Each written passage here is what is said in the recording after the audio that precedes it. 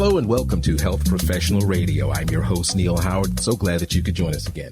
March 14th through March 20th is Sleep Awareness Week, and a poll from the National Sleep Foundation found that on average, Americans don't get enough sleep at least 3 nights a week.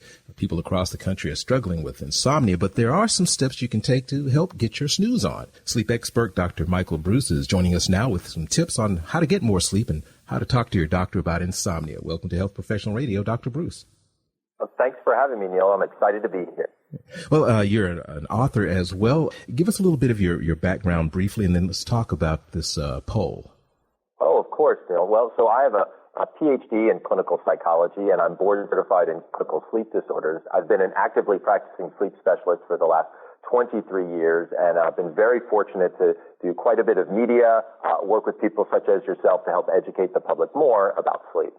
Now, this National Sleep Foundation poll is a bit alarming. What are some of the signs that you might have insomnia? So it is a bit alarming. I'm glad you identified it that way because I think so as well. There's a lot of different ways that people have insomnia. Some people have difficulty falling asleep. Some people may have difficulty staying asleep, while others may wake up after a period of time and say to themselves, gosh, I just don't feel that the quality was there or that I got enough sleep. And then, of course, if it happens more than 3 nights a week for longer than 3 months, that could be a chronic situation as well. Now, when people say I didn't get the sleep that I thought I needed, is that a mental thing or are there some physical manifestations as well?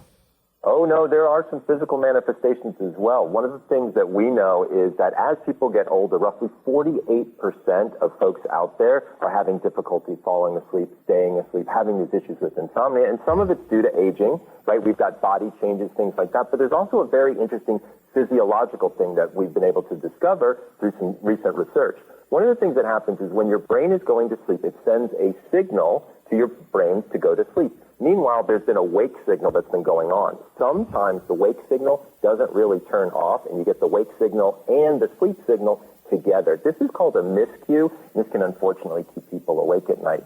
Also, there are some lifestyle things that people have that could be problems as well in terms of consistency with bedtime, leaving lights on, things like that. This is why I'm working with Merck on the Why So Awake campaign to help educate people about all of these different issues.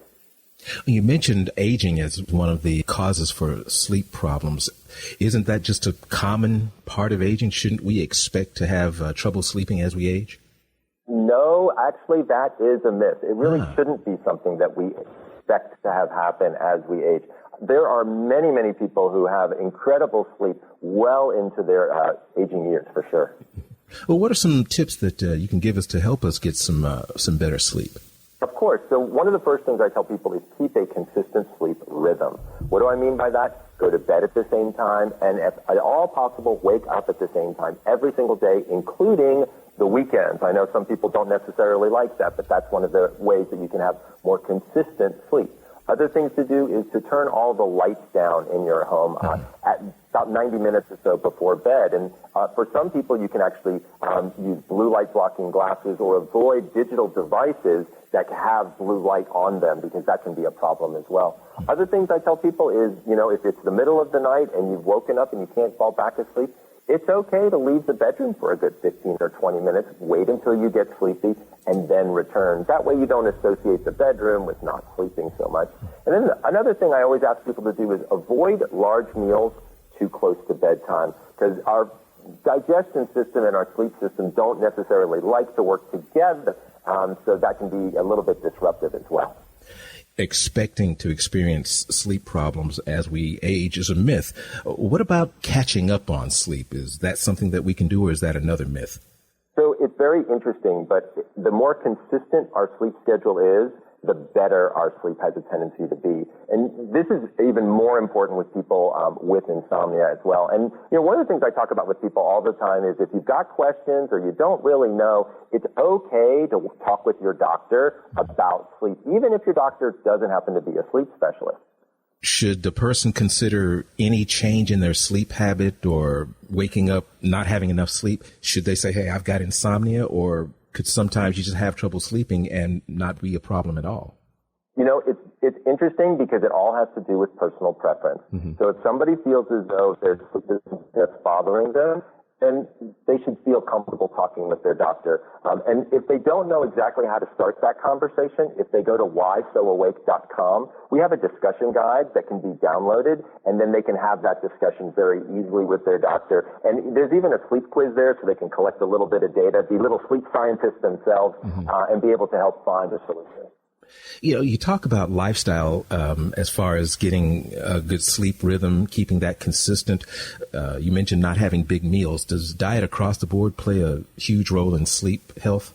So we know that diet itself, there's been some interesting data looking at food and sleep and things like that. But the biggest thing to remember is not to eat too close to bedtime. You know, as we were talking earlier about some of these behavioral changes, large meals before bed are not so good. But also remember, you don't want to go to bed hungry either. So going to bed with a balanced, sort of digestive system ready to rest and digest is probably the best thing to do.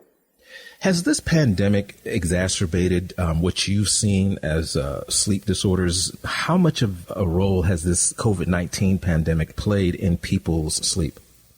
Sleep and sleep problems have been around long before the stressful situations of our times. And so one of the things we know is that sleep in and of itself is a reactive process. And when there's a lot of stress, then our sleep can react to that.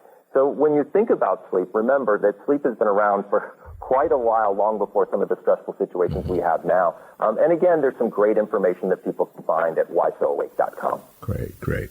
Well, Doctor, I appreciate you joining us here on Health Professional Radio. It's been a pleasure speaking with you. Thank you so much. Thank you, Neil. It's been a lot of fun. Once again, that website is www.whysoawake.com.